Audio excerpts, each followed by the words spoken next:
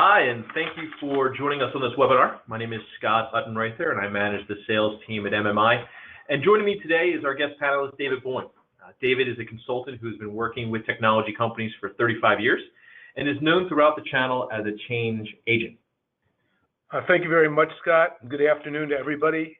I'm really excited about this webinar because at the end of the day, people are going to leave with some action steps that will impact their company, and that is really exciting and of value. Great. So first, let's take a look at what we're going to cover over the next 30 minutes. We'll take a look at some key findings from MMI's recent survey of leading technology providers and what challenges that they face when managing contracts and renewals. We're also going to look at some reasons a provider will want to invest in a service renewal automation solution and why not investing in a service renewal platform will negatively impact your bottom line. And finally, David and I are going to help you identify 5 steps that you can use to increase your revenue capture. But before we jump into the survey, let's take a peek at those 5 steps. So these are the 5 steps that will help you maximize your recurring revenues.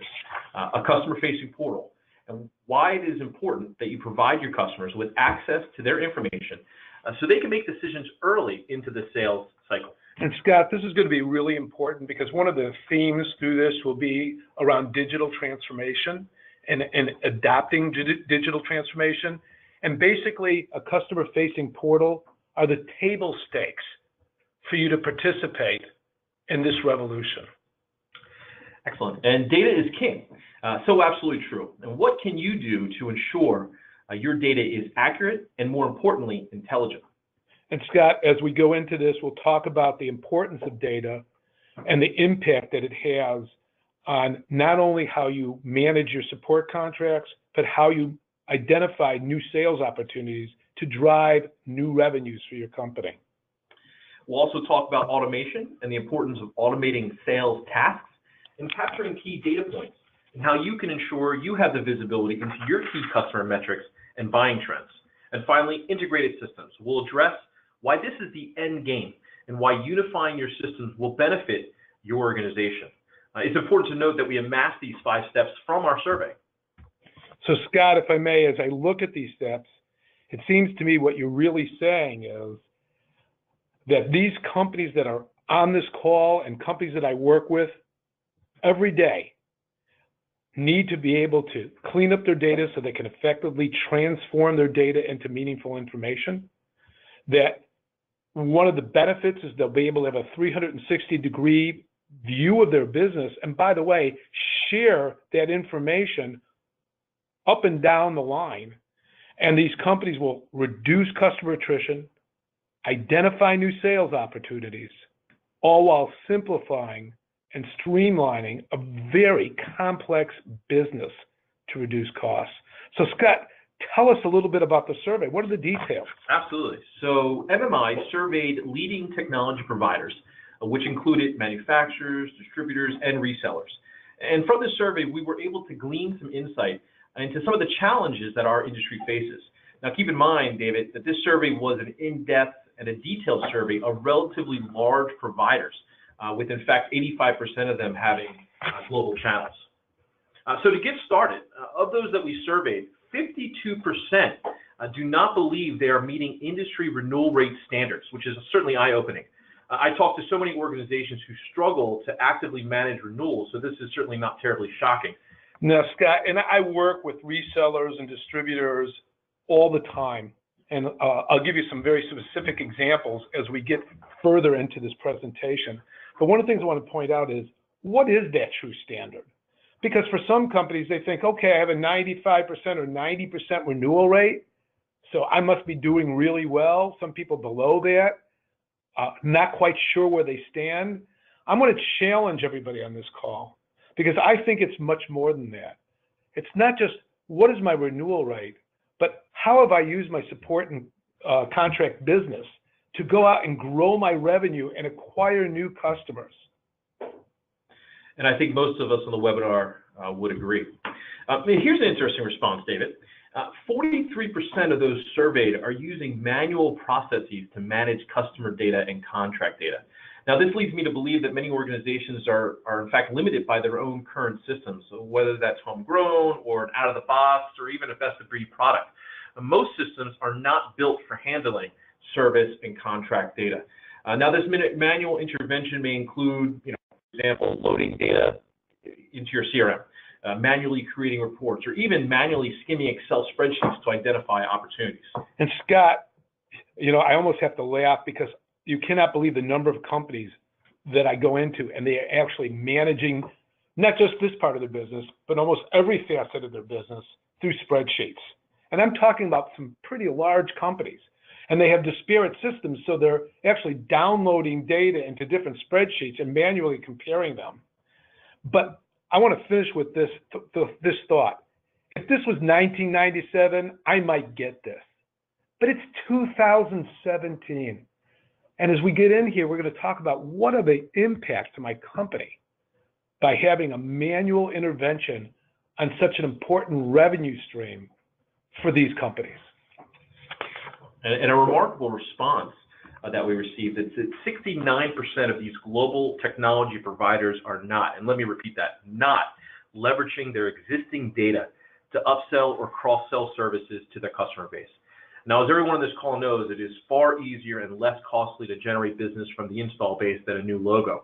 David, based on your experience, why do you think this may be the case for a majority of companies? Well, Scott, the simple answer is people are adverse to change. And I find that ironic in the technology field, and we'll hit on this a little bit again later as well. But if you don't have your data and you don't have a way of transforming that data into meaningful information, what it means is you're walking by, in most cases, millions of dollars of new business opportunity that you could identify by extracting this data and analyzing it. And let me share something even more confounding. We learned that only 26% of MMI respondents are currently tracking service attached data at the time of sale. Now, we all know that capturing registration and service attached data at the time of sale is fundamental to creating global views of an organization's service and support business. Certainly without this data, services cannot be easily or effectively delivered throughout the duration of a contract. So having complete customer records is critical, not only to capturing maximum sales and opportunities, but also to understanding your client's needs.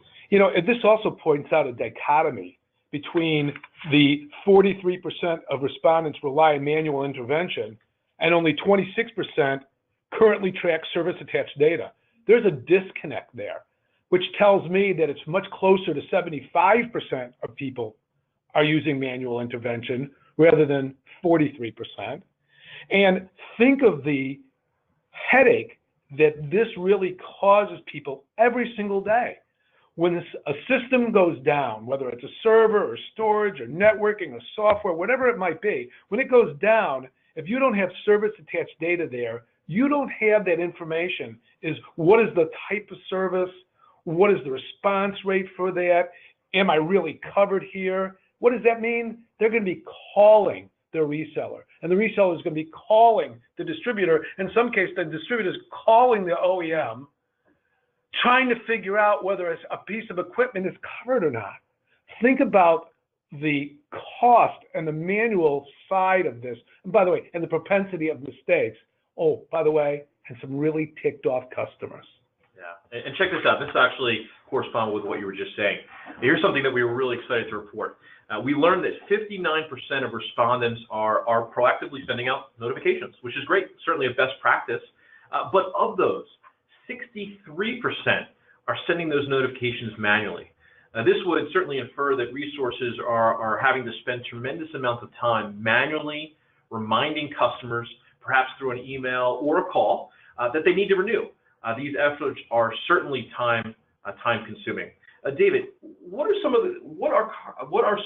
of the limitations that you see in the channel with using this tactic?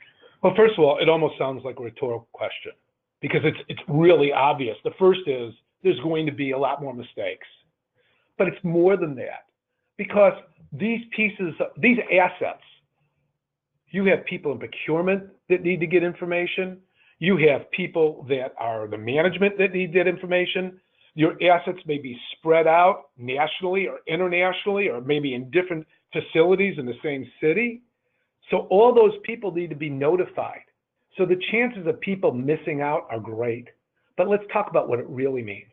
What it really means is you are opening the door to your competitors and to third-party support people to come in and take your business. We also learned that 72% of respondents are using Teams. And again, this is not shocking considering we talk to large global technology providers. But what does this really mean? This means that these companies are spending vast costs and certainly valuable resources to retain their customers. Certainly how much time and money does that take? We also learned that a majority of these technology companies are challenged with gaining a 360-degree view of their data. And this should not be a surprise. As we've seen in the results, many are not automating tasks, they're not leveraging their customer data efficiently, and they don't have a grasp on their attach rates. David, imagine what intelligent data is getting missed. Imagine the opportunities that are being left on the table. And this leads me to the final result, which I think sums up what we've learned. Scott, I just want to chime in just up for a second here. Maybe it shows my age when I'm mimicking Gomer Pyle and I go, surprise, surprise, surprise. If companies are using manual intervention, they don't track service attach rates, and the litany of other things that we found, the only thing that surprises me here is that actually 15% are saying they have a single view, and I want to challenge that. I don't believe it's that high. And what does that tell you? And I want to bring up the idea of this concept for everybody here today, and that is either you have a competitive advantage or you have a competitive disadvantage. And what we're really saying here is that there are a few companies that have adopted these types of technology. They have a competitive advantage. The real opportunity for everybody here is, even if you're in the 85% or 90%, if I'm right, you have a wonderful opportunity to flip it and be on the competitive advantage side. And that is what should excite people on this webinar. And this will lead me to the final result, which again, I think piggybacks off what you just said, is as we expected, a majority of these organizations that participated in the survey are using more than 2 systems to manage contract and service data. So Scott, to what systems are you referring? What kind of systems are you talking about? David, this could be a number outside of spreadsheets, of course. Yeah, outside of spreadsheets. This could be a number of systems. This could be your CRM. This could be your ERP system. Perhaps you have a CPQ application or configure price quote, billing systems, and certainly more. And keep in mind, many of these systems, which are oftentimes they're homegrown or they're popular platforms that exist in the market, are tracking different bits of those contracts, whether it is your CRM for the customer data, or the ERP for the financial data, or CPQ for quotes. Imagine if there was a single application that handled all facets of the contract process. And Scott, this is where it's really important. You have to use the right tool and the right job. If you're building a house and you have to cut a 2x4, you use a saw. You don't use a hammer and a nail. I mean, they both can end up splitting the wood, but I don't think that's the result that you want.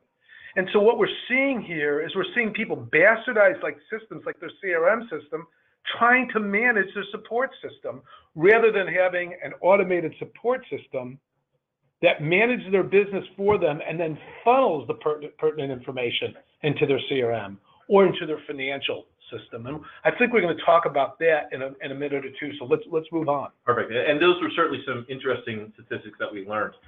So let's talk about, let's look at some reasons a company will look to invest in a service automation solution. And one reason is certainly acquisition. Let's take a look at Lenovo, for example, which recently invested in a service automation platform. Here's why Lenovo made that decision. Some of you may know that Lenovo had acquired IBM's x86 server business, which certainly brought in additional revenues, and we're talking millions of dollars of revenue. Lenovo systems and processes were originally set up for the PC and the server business, and not service renewals or contracts. Initially, Lenovo used IBM systems and tools, but the process was too costly and certainly not a long-term solution. So, Scott, understanding, now this is a large global, by the way, it's not millions, it's hundreds of millions of dollars of support contracts. And they needed it, obviously, to manage this business. It had to be on a global scale. It had to account for multi-currency and multi-language and different types of functionality. but it also had to take into account the different compliance laws and regulations country by country. And the funny thing about this, Scott, and by the way, it's not just Lenovo, it's almost every company I run into. The first thing is, can we build it ourselves? Let's save money. We're going to build it ourselves. And Scott, it brings me to one of my favorite sayings, and that is the only people that can make salespeople look like pessimists are IT people. If you ask them, can you do this? The answer is inevitably, yes, we can. And I see this everywhere. No one stops and asks the question, should I actually build this? And do I really understand the complexity of what I need to build? Am I going to account for what I need to build? And by the way, the answer here is invariably no. So Scott, this is a interesting question about Lenovo because they acquired a business, but what are the circumstances that, other than acquisition, that drive people to need an automated system? Yeah, that's absolutely a great question. Even if you don't experience, or an organization doesn't experience an acquisition, you will still experience complex issues. It's important to note that an off-the-shelf or an out-of-the-box solution cannot solve complex contract management processes. And here are some of the reasons for that case. Now, I'm positive that all people on this call face some of all these issues, some or all these issues every day. Global business requirements, as you mentioned, dealing with multiple languages and multiple currencies. Almost all companies are offering multiple contracting terms and service levels. Most receive data from whether it be their distributors or their manufacturers that is often incomplete and provided in multiple formats, making it quite difficult to parse or query. As we learned from the survey, most don't have global visibility because they're using multiple systems. Simply having to manually create quotes or renewal reminders, all of which is certainly time consuming and takes away from the ultimate goal. And I think we all would agree, David, driving revenue. And Scott, people sometimes get lost in functionality, but let's talk about how the rubber meets the road. So this last year, I worked with two resellers, one of them out of the mid-Atlantic, who was selling or sells about $100 million worth of product solutions a year. And yet, and they manage, by the way, they manage their support contract business with one guy who's like 26 years old, 2 years in the business, working off spreadsheets, and their support contract business is about $10 to $12 million at about 15 points. I have another client in the Southeast who has been an adopter, an early adopter of this digital transformation and automation and support contracts. They sell $50 or $60 million a year of product solutions, and yet they have a $25 million support business at 20 points because of the value their portal brings to their customers. They don't have to really worry about third party or people trying to take away margin or their customers, and they actually use this to go out and acquire new customers and then sell other services and products. So it's a double whammy for this other company who transitioned from being mostly a hardware company to being more of a services company that also sells hardware. Great. So we looked at why a company would invest in a renewal-based solution, but what happens if a company chooses not to invest in a solution, or as we say, sticks with the status quo? Because we all know that recurring revenue is a critical piece of everyone's business. Take a look at what's on the screen, folks. Some or all is true. And as you look at this, and you can look at it and says, does this apply to me? Do I have poor, unreliable data, blah, blah, blah, blah, blah. Take a look at this. But what's really important here, and what I try to do with my clients, is I try to get them to embrace change. I was asked about a year and a half ago to speak at the Mountain Winery above Silicon Valley, and I had a bunch of executives there from all over the West Coast. And we talked about embracing change. And by the way, I had no PowerPoint. I had one billboard that had nothing but logos, and it was billion-dollar technology companies, ... And I asked them to fill in the blank, and they looked at it, and the answer was they're no longer in business. and they're no longer in business because they're not embracing change. I find it incredible that we're in a business that changes, technology changes so rapidly, and yet tech business are stuck in quicksand, and they can't get out of their own way to make decisions to automate their processes, Scott. And here's a perfect example. So with that being said, David, let's take a look at those 5 steps to implement maximum recurring revenues. Again, we gleaned these steps from the survey that we just addressed. David, as you mentioned, a customer-facing portal is the first step to embracing digital transformation. It certainly is key to reducing costs, it helps simplify systems, and it provides the right information to your customers to grow your business. A portal, in many cases, will bring value and add value well above what your competitors are providing. And Scott, there are some solutions out there that will help you manage your business, but if you don't have a portal that's available, first of all, internally to your people, so it's easy to use, and information, by the way, content is pushed out to them, by the way, from your system into your CRM system. Right? If you don't have this, and you don't give this ability to your customers, if you're a reseller or if you're a distributor to your resellers, you're already missing a major component of the value that you bring to the marketplace. Yeah. And secondly, data is king. Again, no brainer. But David, certainly given your experience in the channel, what does it mean to you?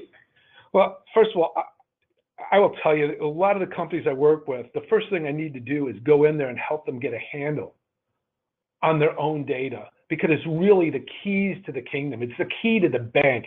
Data equal money. There's not another way to put this. And so, by the way, getting into a system, and I know you're going to talk about ONEview, but getting into an automated system will actually force you to have the discipline to get control of your data. And that by itself brings a tremendous return to your company.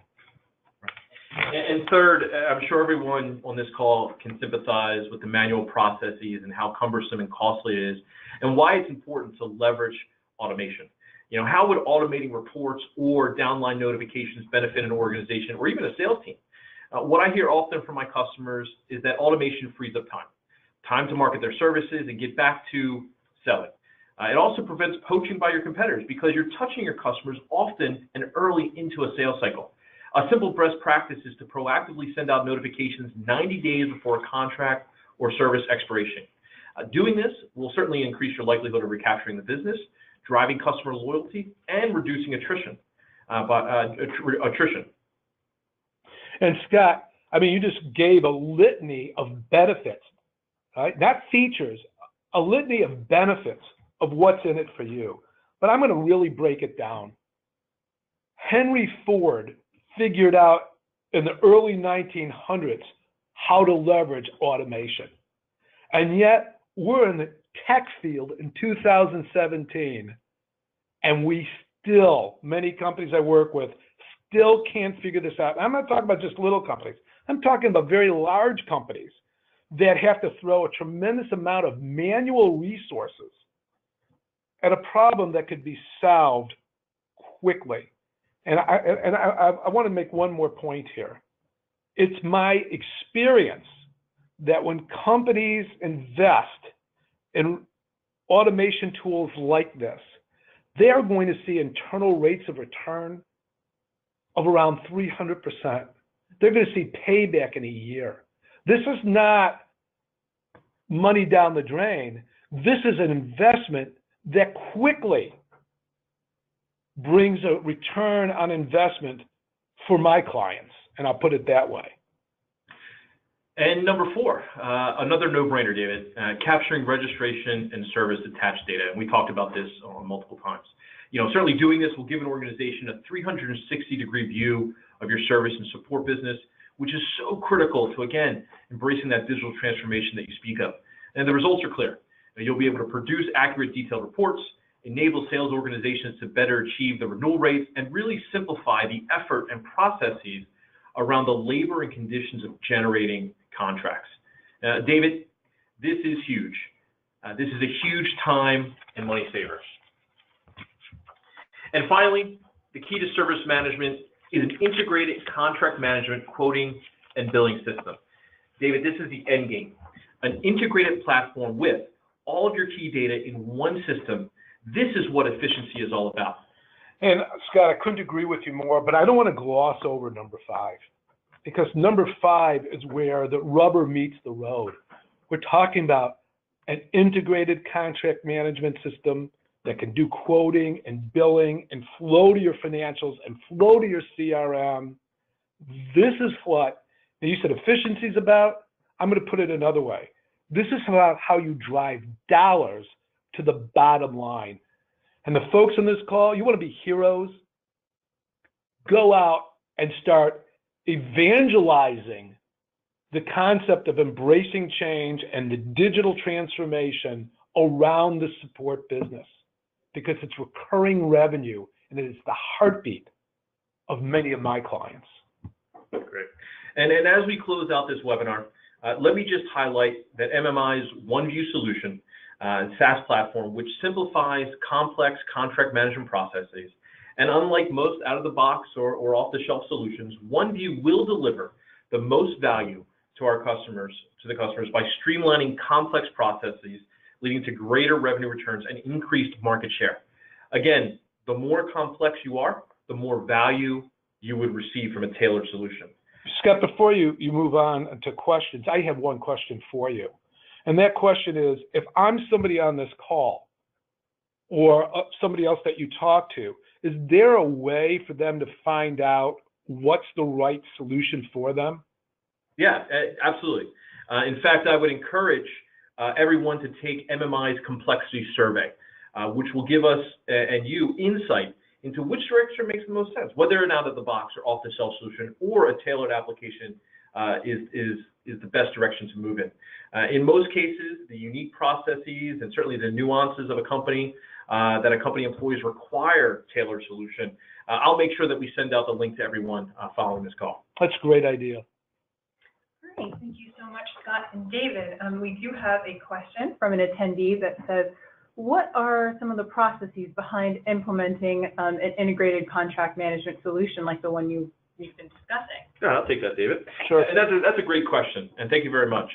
I can't speak to other solutions, but in the case of ONEview, we follow a very strict deployment process, which includes certainly detailed discussions, including the creation of a blueprint. And the blueprint is a way for the MMI team and the prospective client to document all of those complex requirements, all those nuances that an organization follows, and the timeline around deploying a tailored ONEview solution. Once the blueprint is agreed upon, we can begin deploying that particular solution. Scott, that's really interesting because I use business solutions reviews and blueprinting with some of the other SaaS clients that I have, and it's a way of getting the customer, getting their technical and functional resources together so they can build out these requirements, because often what happens is the business wants one thing, the technology people are not on the same page, and they start pointing you in a different direction. I think that's great that you guys have embraced that type of engagement process. Yeah, absolutely. All right, we have one other question. What other challenges do you see, not only in the hardware, software realm, but with subscription? Scott? Yeah, absolutely. So great question. Obviously, as the industry moves away from your hardware and your software and to subscriptions, it becomes very critical or important that you maintain open contact or open relations with your customers. And with subscription, as you know, customer can cancel anytime. So loyalty and creating that loyalty is very important. And through automation, through reporting, you're able to maintain and keep track of your customers in an efficient way. David? No, Scott, I couldn't agree with you more. As someone who works with SaaS companies, I just finished working with a SaaS company up in Canada. That is something that is really important as they move on as well. Perfect.